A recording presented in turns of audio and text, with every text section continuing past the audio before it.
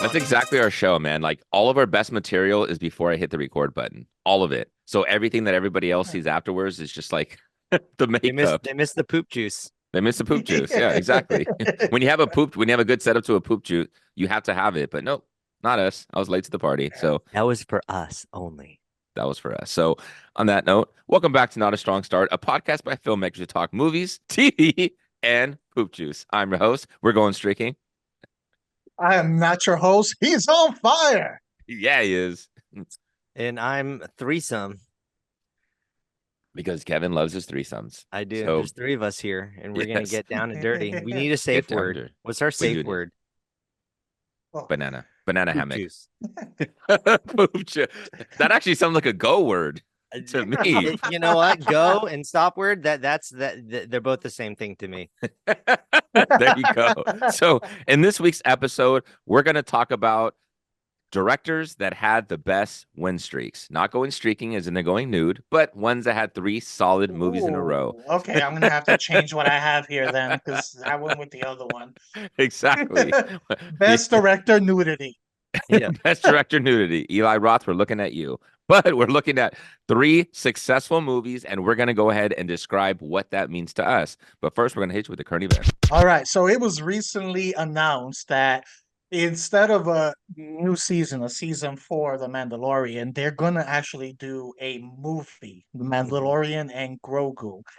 Rumor is it that this movie might take the place of season 4. Unless it's successful, that might open it up for another season. So, what are your thoughts on this? We'll start with you, Kevin.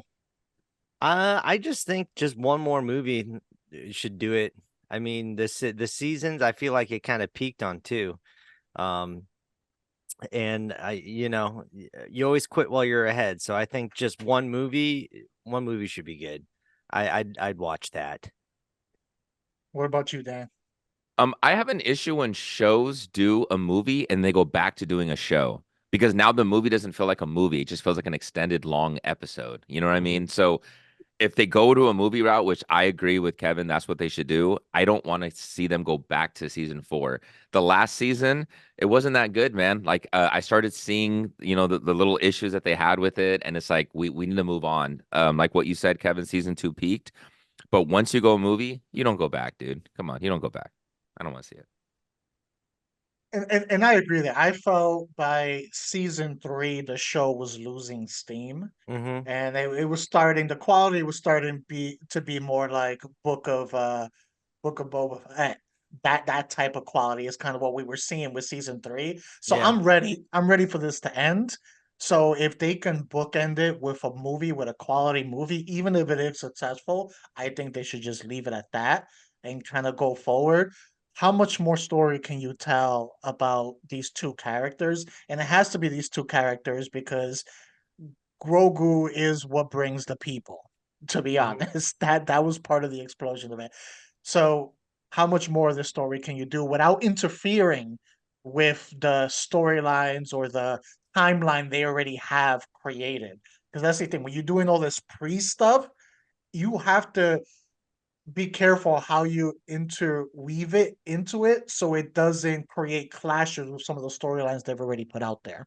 Also, when it comes to the quality, I mean, like the first two seasons, it felt so cinematic. It felt like a movie. But then, you're in TV show mode and you're doing the same thing every day, and so the passion kind of just becomes repetitive, and kind of you get that TV feeling. Where I think that maybe if they really want to grab the audience and just do a movie and just shake it up and just have that really great cinematic quality, because I mean, if they were doing that with just the show, especially the first season, made it look cinematic, imagine if they did it with just a movie. That would be really cool. With that being said, let's get into the episode. So, like Dan mentioned, we've been talking about director win streaks. Now, what does that mean? Director win streaks. I mean, for me personally, the way I categorized director win streaks was, a period of time where the director released consecutive feature films that were wins. Now, we'll discuss a little bit of how what we categorize as wins. Like for me, a win is a movie that's critically good, but also has some kind of success, whether it's initial box office success or built a following over time where people are like, hey, that didn't initially succeed in the box office, but this is actually better than I thought. And it's kind of over time builds that movies you can go back to. That's what I personally consider a win for a director. What about you, Dan? We'll start. It cannot be a financial flop to me. Like it has to have financial success. Now, maybe not necessarily in the box office, like you said, but it has to earn its money back. So it has to be a financial success. It has to be a critical success, and it has to still be good. So like even if a movie came out, right? And like we know that there's been movies that came out we all liked, and then years later we just stopped going back to them and they just like have like a lower rewatchability factor. They have to be movies that you still go back to and you still feel like you get stuff out of it. So it still has to have that success of being able to, I guess, sustainability, I'll say. So it's got to have sustainability. How about you, Kevin? It was all of the above that you guys just mentioned, and anything that still gives me a movie boner. The Um, Willies. Woo! but definitely, commercial success that has never really been uh a huge a huge thing for me. I never really cared about how much money a movie made because I'm very selfish. If I love it, I think it's the greatest movie ever. I don't care. Mm, But for me specifically, it is the rewatchability factor. Um, I love watching movies and I love watching the same movies. And if you can get a great movie that can withstand the test of time and you're never like, oh, that movie didn't hold up. As when I was a kid, but if you can say the name of the movie and you get that little smile and you're just like, oh, and you have that, oh, yeah, that's a good one. That to me is what defines a successful movie. yeah, it It's does. And good. especially with us being like filmmakers and movie fans, like movie buffs, there's Hmm. always those movies that help inspire us. And a lot of times Yes. it's those movies that like help light the flame, right? Because we're not just born like, oh, I want to make movies. It's movies that inspired us. It's movies that Hmm. like, I want to do that. Like that has a huge factor into this. And then another thing too, something that actually aggravates me, because there are really good movies that I'll never watch again.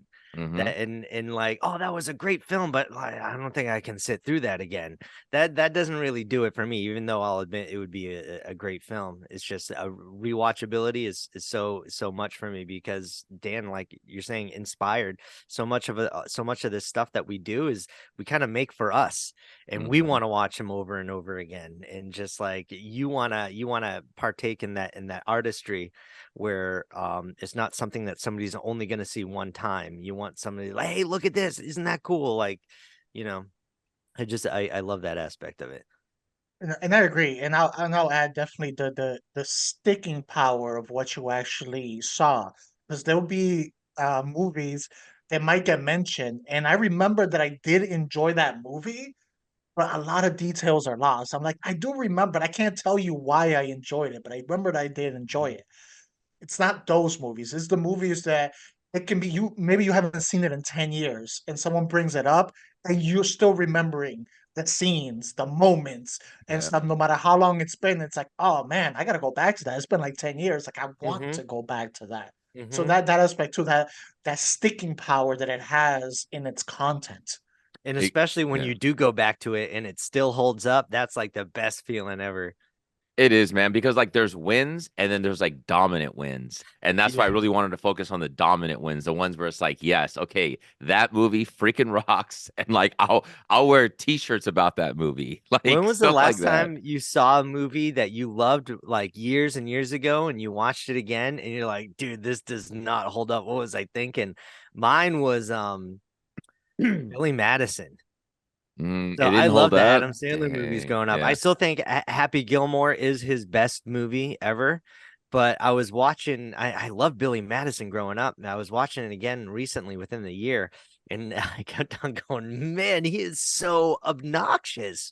It was just so ridiculous. I just like, I mean, I still enjoyed it because it's Billy Madison, but it's just like, man, that just didn't hold up as much as I thought it would. Oh yeah.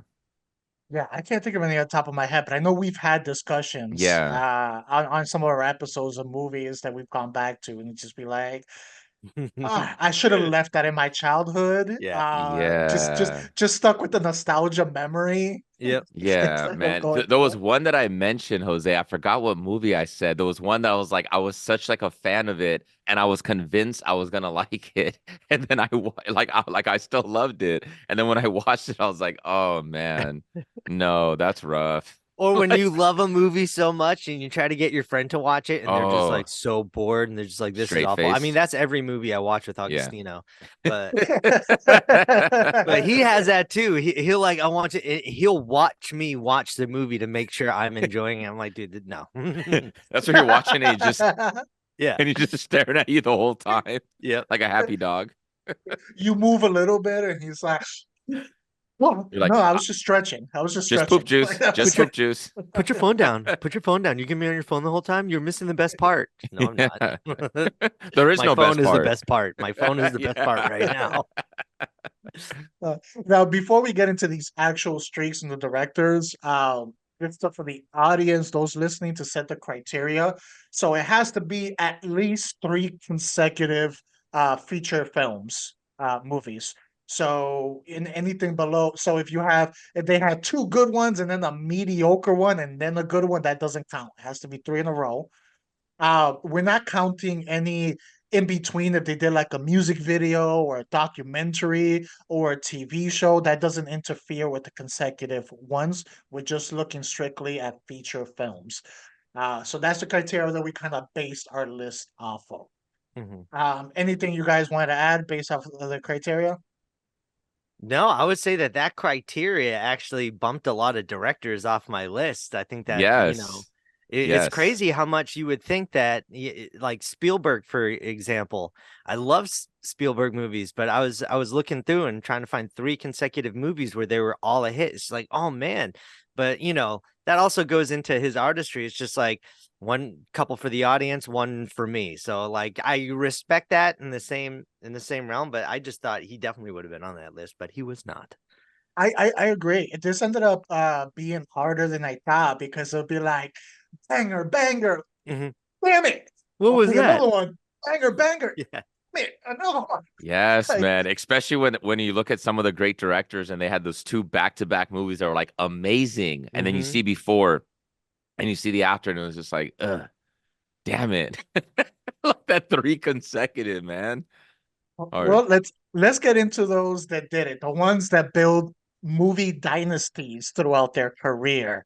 The ones that had those Chicago Bulls, those New England Patriots within their repertoire. Uh, so I'll start it off first with my boy Christopher Nolan. And Yeah. Christopher Nolan had a streak of Memento was the first one. Then he followed that up with Batman Begins, Hmm. another banger. Then he follows that off with Prestige, not as high end, but also a hit. Then he followed that off with Dark Knight, which is probably the best one out of that trilogy. And then he followed that up with Inception. So he had like five movies back to back that was critically received well, audience loved, and for the most part, they were successful enough financially. What are you guys' thoughts on this streak?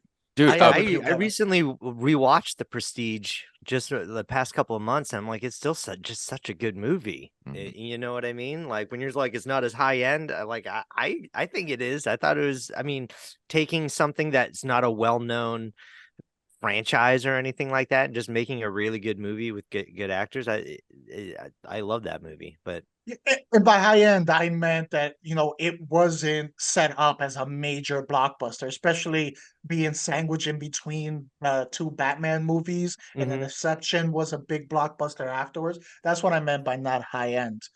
Um, Dude, Dan, you were going to say something? yeah, I didn't realize Batman Begins was his follow-up after Memento. That's insane because I could have sworn the Prestige came out afterwards. So the fact that he jumped from Memento, which was a low budget movie, I freaking love Memento. Love it. The fact that he followed that up with Batman Begins, like with how like you're going on the opposite side of the spectrum in terms of budget and like production value. Like Jesus, man, that just speaks a lot to his craft. Yeah, and Well I done. also feel like Batman Begins is highly underrated. Yes. A lot of people give that movie some flack because, The Dark Knight was just Yeah. so good, and a lot of that was just Heath Ledger too. But like I personally like Batman Begins the most out of the trilogy. Hmm. Yeah. Okay. And if you look at it, what I like about this streak is the variety of this streak. This isn't in the same realm or even genres like throughout. So you've got Memento, which is kind of like that psychological drama thriller that you have very grounded, very self-contained in there. Then you go from that to Batman, one of the most iconic superheroes that's out there, and the scale gets bigger. Then you go into more like magical sci-fi with the Prestige. Then you go back to Batman, and then you go full on like mind fuck sci-fi with Inception. Like the variety and the different like scales of genres that he's hitting within the street, I feel is very notable. Dude, that in Yeah. itself would be a really good episode to do. Just like directors that have stepped outside of their usual and just did something completely different, you know? Absolutely. That is And good. Absolutely. I'd like to have an episode about that. That'd be cool. Yeah, especially ones that have tackled all these different genres, right? Because I've always that's been one of my big criterias in terms of some of the greatest directors of all time. Because when you list the greatest directors of all time, they've tackled different genres. And Hmm. like if you can sit there and master the different genres and still put out very high-end product, that's how you know you're an amazing director. You're not just stuck doing the same shtick, you know what I mean?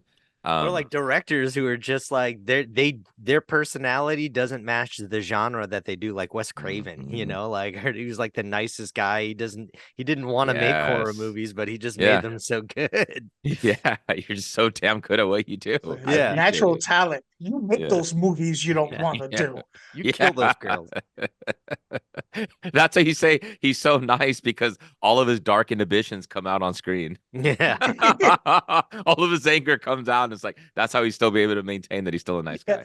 guy. He gets it all out. He gets it out. He was like, All out. "Ooh!" When someone pisses him off, he's like, "Oh, I'm gonna go write a script." He holds it all in and then guzzles down a cup of poop juice and he lets it all out. Yeah, he's at Starbucks. Was Craven, and it's like he goes and he writes a new movie. Goes Oh, back dude, to the somebody spelled script. my name wrong at Starbucks just last week. How do you get Like, Kevin wrong? I don't know. It was Kein. It was Kein. Oh my It's like God. getting John But wrong. not only was it spelled wrong, the girl presenting it pronounced it wrong, called me Keith. I'm like, first of all, none of these are my names, and you're not even pronouncing the incorrect name correctly. And then you spelled it incorrectly. Yeah, yeah. Oh, geez. Yeah.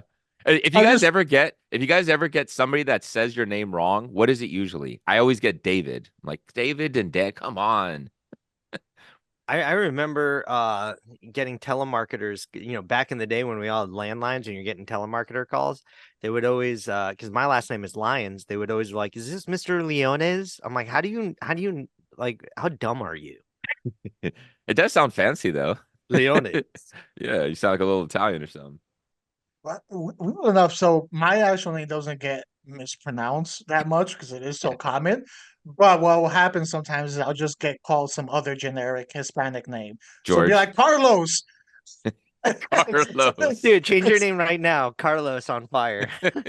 Carlos on fire. All right, Kevin, let's go to you next. What is your director win streak? For me, out of everybody I researched, I'm gonna go with, my go-to who directed my favorite film of all time, Robert Zemeckis. So him and his co-writer Bob Gale, they were just out of film school. They were friends with Steven Spielberg, and Spielberg saw their potential, and they couldn't write a hit to save their lives. Like they had bomb after bomb after bomb, and then uh Zemeckis said, I need to show, because they were writing Back to the Future at that point. Nobody wanted to do it. And so he said, I need to direct a good movie, the first good script that comes along. And so he directed Romancing the Stone. And when that happened, that became a good hit. Then everybody wanted to do Back to the Future. So he did Romancing the Stone, which I've seen that as a kid. I've seen clips of it. It just didn't pique my interest. I haven't given it a chance as an adult. But Romancing the Stone, which was a success, Back to the Future, and then it was Who Framed Roger Rabbit, and then Back to the Future 2 and Back to the Future 3, which I like. A lot of people hate on Back to the Future 3, but I think it's a great film and a great way to end a trilogy.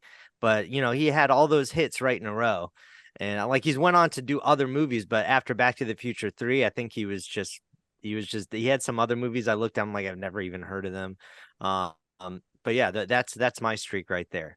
I just like the way that he could form a movie. When you're watching those movies, Back to the Future, Roger Rabbit, they're good stories. And even like Who Framed Roger Rabbit, I remember watching that again recently. And it was such like, I didn't notice it too much as a kid. Like it was just a really good detective film noir. You know what I mean? And like, he did that really well and put cartoons in it. And he's just a great director. I mean, all his other movies that we've seen so far, I'm like Castaway was phenomenal. It was such a good movie, and a bunch of others. But it's just, I don't know, that streak, when that director has that streak, it hits. And obviously, you guys know I'm a huge Back to the Future fan, so I'm a little biased on that. Mm-hmm.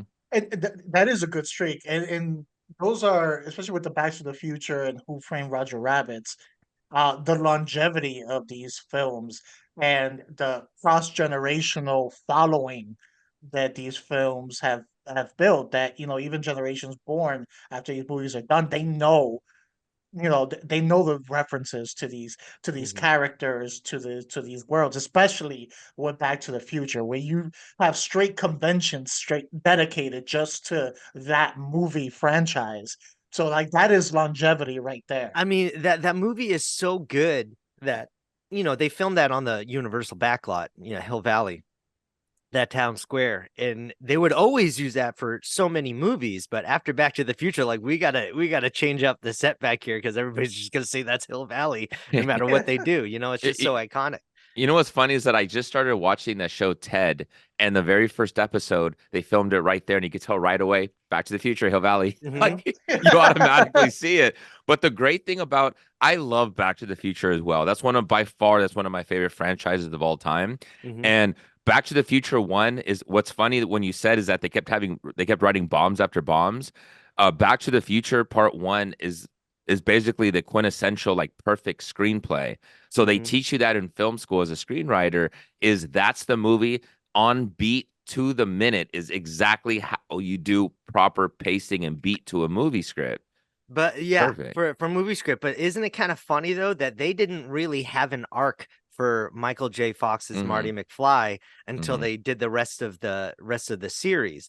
But the only one who had an arc was his dad, George McFly, and I'm like, it's Hmm. such a unique thing to do. Oh, and That's a good another thing, like I actually got to go inside the clock tower. I remember I got to run around Hill Valley once. One of our friends, KT, she was working for Universal, and she knew I was a huge Back to the Future fan. And so she put my name on the backlot list one day, and I went in, and they gave me a badge, and she just hopped on a golf cart, and we just drove down to Hill Valley. I was running around the square. I got to go into the clock tower, which is cool because if you look at it now, there's like a facade in front of it. And those big, you remember those big pillars that were in the front of Hmm. the clock tower? Mhm. They're still there. They're behind the front. When you walk into that little the door for the clock tower now, you see those big pillars in there. And it's like I was putting my hand on it. I'm like, this is so cool. And then I went inside, and like obviously it's not a big full building. It's like it's really skinny. Well, they just made it look like it's a big full building, but that was one of the coolest experiences I had.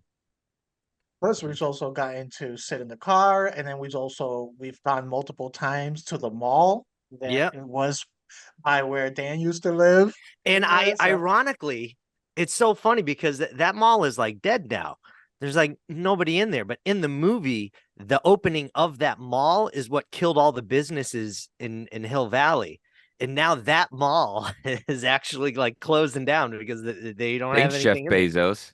Isn't that's kind of funny? Amazon has they just killed the yeah, malls now. Yep. It might be time to go back in time and fix it to save them all. That's true. We'll call it Triple Pines Mall. Hey, you gotta Us redo it three now. idiots. Yeah. You just All you right. just Photoshop our heads on the trees.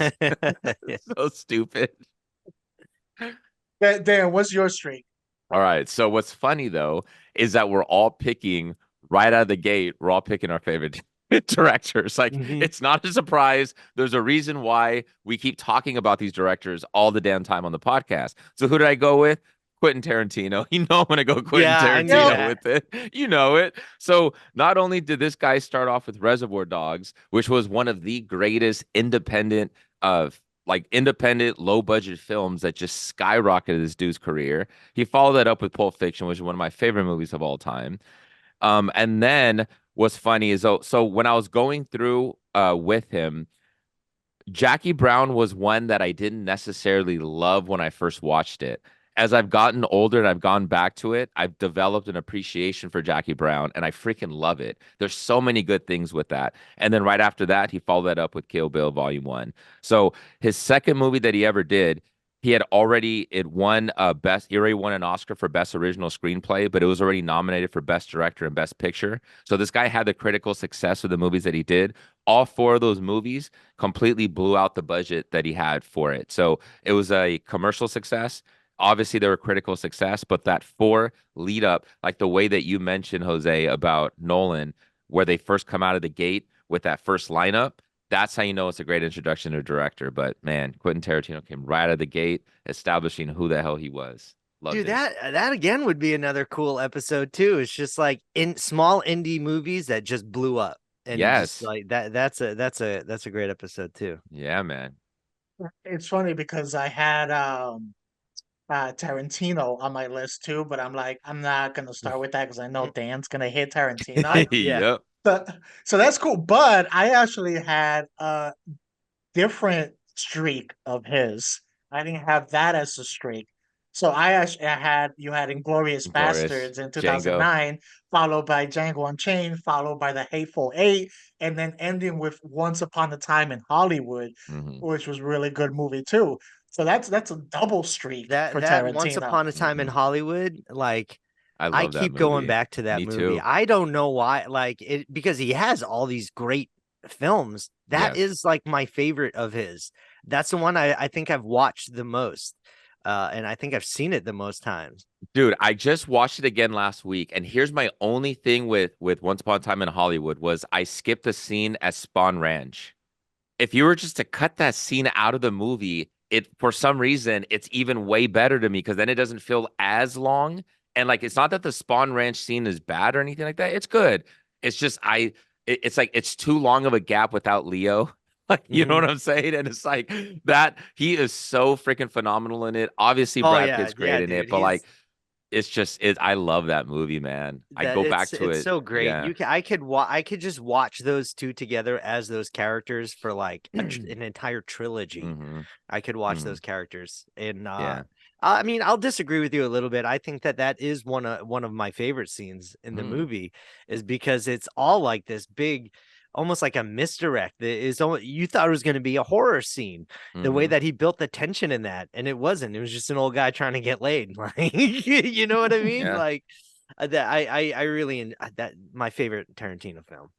Mm. Uh, and I think one of the strong parts about like his second streak is that uh the movies were very different in era and everything. So you had like, the Inglorious Bastards, way different time frame and content than like the Django Unchained, different from the Hateful Eight, and then Once Upon a Time in Hollywood was different than like all three of them. And again, it's Mhm. kind of like what we touched on with Nolan, even with the Last Director, with between Roger Rabbit and Back to the Future, just very different movies. They are, but you know what, dude? Something I noticed that, and this has to do with a lot of directing style. You can, even though they are different movies, you watch a Tarantino scene, you know it's a Tarantino scene, and Always. it's all about the dialogue And and the the scenes Keo in general. But characters. I will say, a lot of Once Upon a Time in Hollywood, I didn't feel that as much as his other films. Yeah, that makes sense. I almost went with that streak, Jose. To me, Hateful Eight is just the one where I'm like, to me, that's not really a major win for me. That's why I'm like, that's why I didn't That was include it. that was borderline, but critically it was received well. Yeah, yeah, And then I get financially it. it did well. So I was Yeah, like, I'm not gonna break the streak if it I meet the get it. Yeah, criteria, even I though get, yeah. personally I would rank it below the other three. Exactly. That's why I went with the other one. I was like, you know what? I like Jackie Brown more. Like I like Jackie Brown. I go back to Jackie Brown. Hateful Eight is the one that I've seen twice, and I'm like, that's one of more my least favorite out of all of his movies, which is still a solid movie though. It's not like it's a Mhm. bad movie. It's just we're critiquing greatness. Like it's And sure, and I feel the streak that you picked has probably the best movie out of all of them. yeah. So So it's that's good where the though. But jam the is at. fact that we're even arguing the different streaks is amazing. It's just a testament Yeah, to the that's guy's true. ability. Yeah. Like then what was the one bad movie that breaks the streaks? What were they? There was For this one, I technically a think Hateful Eight. it was because after Kill Bill, I think he did Death Proof. That's why I was like, Oh yeah, that's kill right. the That's break. right. Yeah, I kill the remember Yeah. break Death for Proof. me. And since Once Upon a Time in Hollywood, he hasn't No, had he hasn't done anything. So for another one you, it'd yet. be before. It was Death Proof.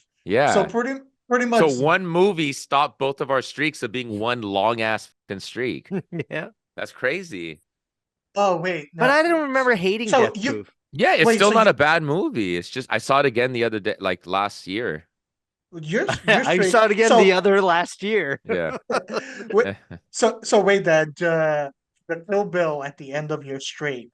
Mine Do was you? was technically Kill Bill Volume 2. Like even though it's still good, I love Kill Bill Volume 1. Kill Bill You Volume know, 2 I don't go back to as much. I'll be honest. I think your streak could have gone longer Why? because after Kill Bill 2, it was Sin City. No, well, he didn't direct it. That was Robert Rodriguez. He did a scene. Oh, okay, it was much. All That's right, so why. yeah, Yeah, yeah. so And then yeah, so Death then Proof. after that is you had the Death Yeah, Proof. So yeah, literally, if Death Proof did not exist, he would have yeah, had like an 8, 9 movie yeah. straight. Exactly. And he directed a scene in Four Rooms. Four Rooms is good. I don't know if you guys have ever seen it. Like his scene was great, but it was just a scene. He didn't direct the Yeah, entire movie, so I don't count that. yeah, doesn't meet the Yeah. criteria. That's crazy. One movie, just one movie, which some people might argue they might include it in there, but Yeah, yeah, they I'm not. could.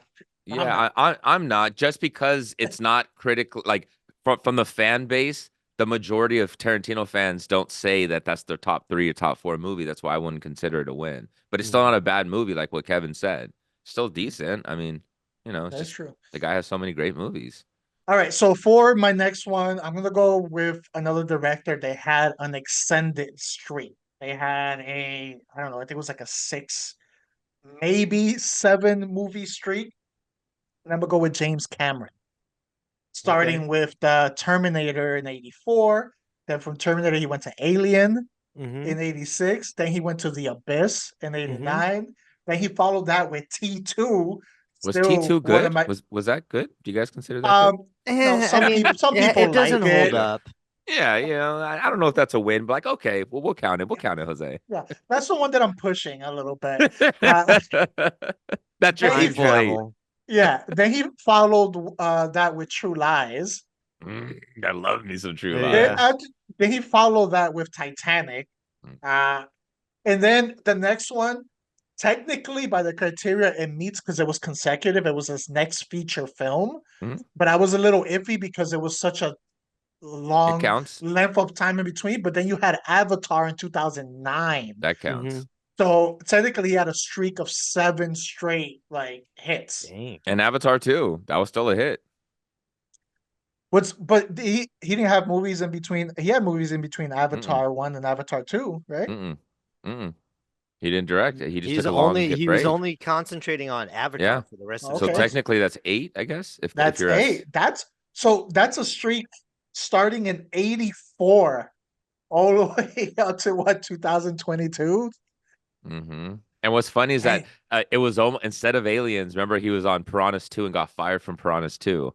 So who's to Wait, he got say fired Good from? thing. I thought wasn't that his yeah, first movie? What was his first movie he did? the first one he It did was a sequel. Yeah, but he was on Piranhas 2 and he got fired from Piranhas 2 because he got into it with the producer, I think it was, or Oh, the yeah, I think it was the producer that he got into it and he got fired. So then they threw him on another franchise, which was Aliens, and then elevated Aliens. So I'm like, man, what would Piranhas 2 have Gotcha. been like? That's Oh, insane. that definitely would have killed the streak. Unlike the other ones, most of these, except maybe True Lies and Titanic, it all gravitates towards the sci-fi aspect of it, whether it's like space, time travel, different worlds and all of that. So the variety isn't there to the level that we got with some of the other directors, but it still does not take away from the quality that he had in there. Yeah, true. So, all right, Kevin, back to you. What's your director streak? So this one, I mean, it was hard to find them, and you guys really did list all my favorites. But one, there were three consecutive movies with this director. The third one I haven't seen, and Dan's gonna give me shit for this because everybody's been trying to get me to watch this for a long time. But I was gonna go with Rob Reiner. He had Mm. Stand By Me, and Hmm. then The Princess Bride, and then When Harry Met Sally. I still haven't seen When Harry Met Sally, but that's all I hear is one of the best rom-coms ever. Billy Crystal. But those first two movies, I mean, Stand By Me was like such a great movie when I was a kid, and also A Princess Bride, and they were just two completely different movies. One was based off of a Stephen King short story. And then, the other one is just a completely fantasy adventure, kind of like swashbuckler kind of movie. And I just thought that was really interesting that he could go to two different types of genres per se. And then go right into it's another love story, but it's more modern and it didn't have any fantasy elements or horror elements to it. So I thought that was pretty impressive to do as a director. I'm glad you mentioned him because he's slept on. He's not talked about enough, and that streak was really solid. It was very, very different. Mm-hmm. Like the three movies are very different. But I adore those movies, and man, Yeah, Stand dude. By Me, Stand Like By Me Stand By is. Me. I mean, you look at like when we were kids, we would love like kid adventure movies like The Goonies. Mhm. The neighborhood kids go out looking for a pirate treasure. He gets that same feeling, but they're looking for a dead body. Like, because that was more on the level of what me and my neighborhood kids would do growing up. We were like, oh, dude, there's a dead raccoon behind. Let's go check it out. You know what I mean? It's like Poke it with a it's one of stick. those things, but it was just like such a well crafted movie. Yes, That absolutely, that is man. that is a very good streak. I didn't even think Mm. about that one at all, but that's a strong streak right there. It is, and it's one to me. It's one of the best like coming of age movies, Mm-hmm. like by far to me. I still go back to that movie, and what a strong, strong cast of child actors that they had for that movie. It was Absolutely. so good, man. And what they dealt with, the adult issues that they dealt with as kids, like man, that movie, yeah, Mm-hmm.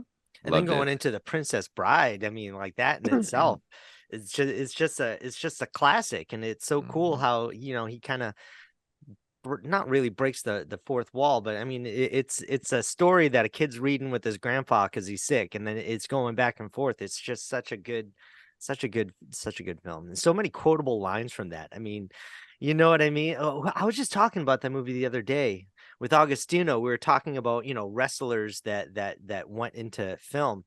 And he's like, who was the first wrestler to join the film industry? I'm like, I think that's been happening since like the Ed Wood days, but Mhm. like I said, Andre the Giant. And he goes, he was a main character. I'm like, yeah, The Princess Bride. You've Yeah. never seen it? He's like, no. Did have one more on my list, just the John McTiernan. Did you guys look that one up? Mm-mm. Director of Die No. Hard. He also did the first Predator movie, right? Because that's when I looked Yes. online. That was his streak. It was Yes. Predator, Die Hmm. Hard, and then The Hunt for Red October, which another Mm. movie I Oh, saw when I was a kid, That's good. but Yeah. don't really remember it because it wasn't really my thing as a kid. But I want to watch it again as an adult. But he also did um what was it? Last Action Hero. I didn't know that. I recently found that I out. And didn't know actually that. I think Carrie Fisher ended up helping him write that as well, if I'm not Mm. mistaken. Which I just Nice. thought was That's apparently awesome. she's an incredible writer. I didn't Yeah. know that. Yeah. No, no, Carrie okay. she Fisher was is. a Yeah. great writer, and I think she helped him with some of that. Yeah, Um, she did it's like some novels and stuff like that as well. She got some critical acclaim mhm. for it. Nice. So here's a director that I chose, one of my all-time favorites, that had two different streaks as well. I went I with, think this is the one that I had. What is is it? it?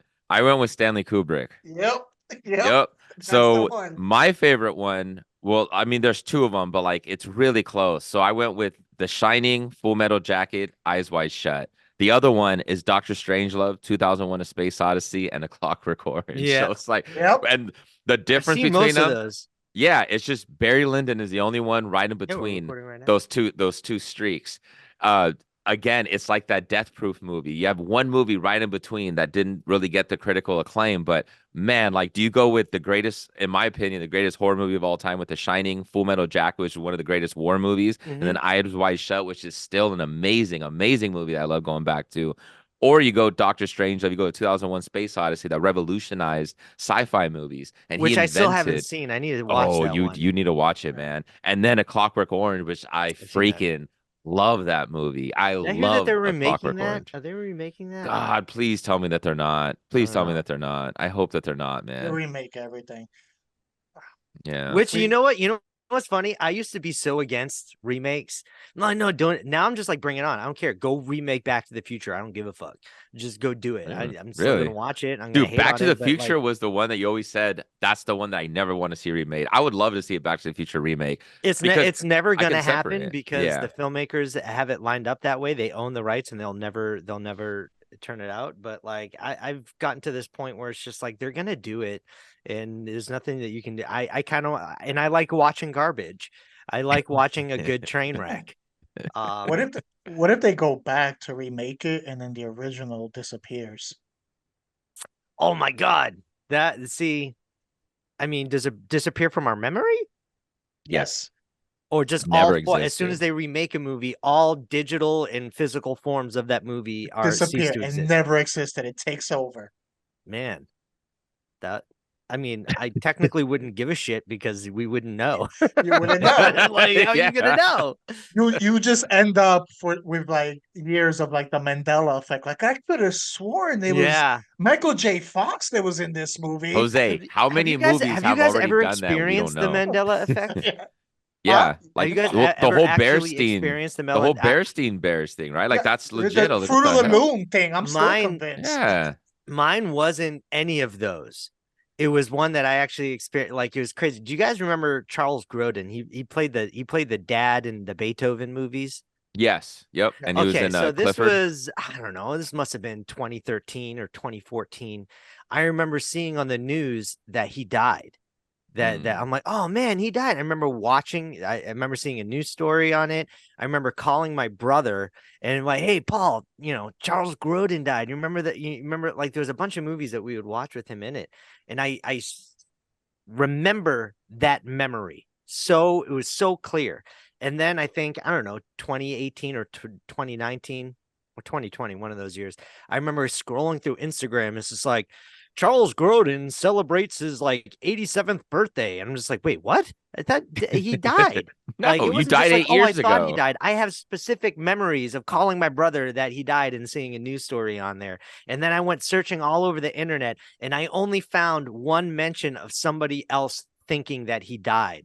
And it was like around the same time that I did. It was like the weirdest. It was the weirdest thing. It's like But a there wasn't. Spider-Man It meme. was. You remember when we would get those fake news stories, like a celebrity died? Oh, they didn't Hmm. actually die. It was just Yeah. going around. I thought I would at least get an article like that. Nope. I only found one Reddit post of somebody saying that they remember Charles Grodin dying. Maybe you connected to another dimension and he That's what the passed CERN away is, man. there. You know the conspiracy behind that.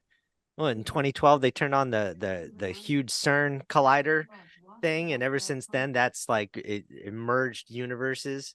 Mm. That Man, I explains the I extra wonder if I finger. was better in another universe. Imagine if you had to fight yourself from another universe.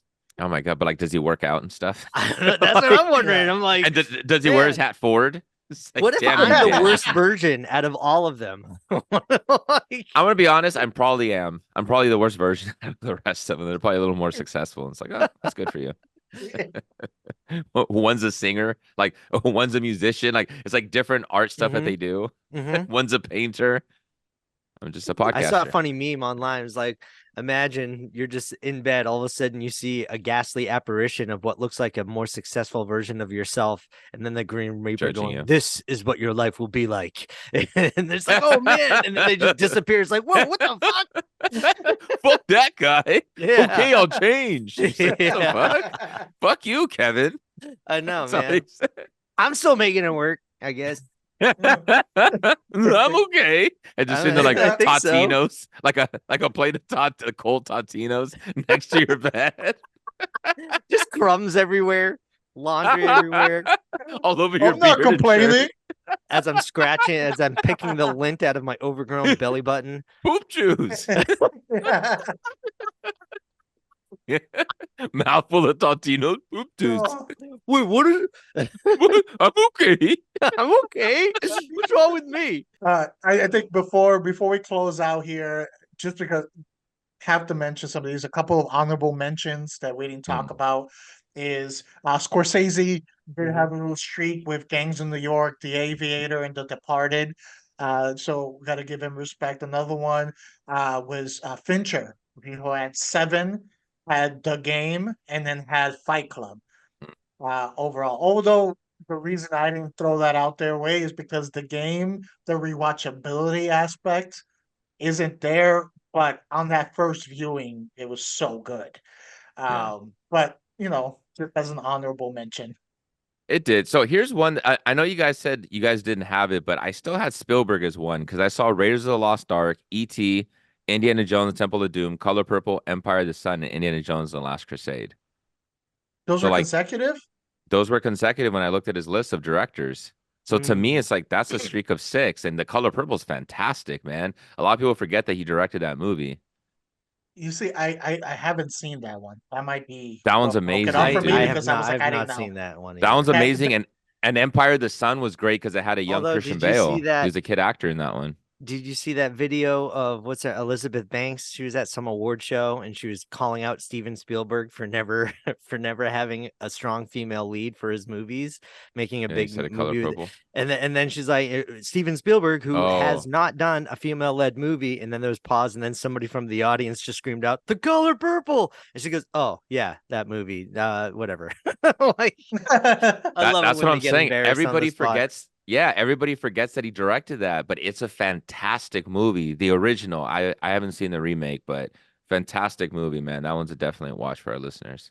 Okay, well, I'm glad we got to get Spielberg in Yeah, then because he deserves to pretty much be on any list that includes a director. Absolutely. absolutely. Yeah. I mean, So, that Yeah. is the one director that really did just spark the imagination of a child. Like when I was a hmm kid, like his movies, that's what movie magic was to me. Exactly. uh, And before he did Raiders of the Lost Ark, he had that, what is it, 1941, I think it was. That was one of the Zemeckis films, I believe, Yes. that didn't do well. That's why Jaws and all that didn't connect to this one was because that one movie. But after that, boom, he had 6 straight movies that were fire. I'm not gonna lie. That was when I started doing my research for this. That's the first director I went to because I was like, all right, that's an easy one that's gonna make the list. Like Yeah. it's gotta be Spielberg. Well, that's Yeah. also why I chose, Zemeckis too, is just because, he had so many things that didn't work out well and they were bombing, and that could discourage anybody, but he kept going and then he became such a great director. So it Great. was Yeah. like inspiring as an artist that, you're not always going to make the best stuff, but you never know, the greatest idea could just be right around the corner. And how many times has it been like a movie that people argue is not their best, but like you still love it and it's one of your favorites of their catalog, Oh, it's so many. right? I mean, Yeah. We should do an any episode of 80s that. movie. Yeah, They were just exactly. bad concepts. Here's another one, another shout out that I didn't do the research to see the movie list. John Hughes. I was You just about know to say John Hughes, but Hughes has he True. didn't really streak. direct a lot of them. He just produced most of them, right? True, but he did like Ferris Bueller, right? So, Yeah. 16 Candles, like, and I'm sure either before or after is another one in there that he did, and I'm sure there's a streak there. But like John Hughes had to Yeah. have had one, man. Absolutely. That guy was a legend. Yeah, yeah. But okay. No. I Anything feel else? we got a lot of good directors. Send us up. There you go. So thank you for watching another episode of Not a Strong Start. Please like, subscribe, comment, share on the YouTube channel, Not a Strong Start. You can also listen to us anywhere you listen to your podcast. You can follow us on Instagram and Twitter, Not a Strong Start. I'm your host. We're going streaking. You can follow me at King_Sangre. I am not your host. He's on fire. You can find me at This Is Mi Nombre on Instagram.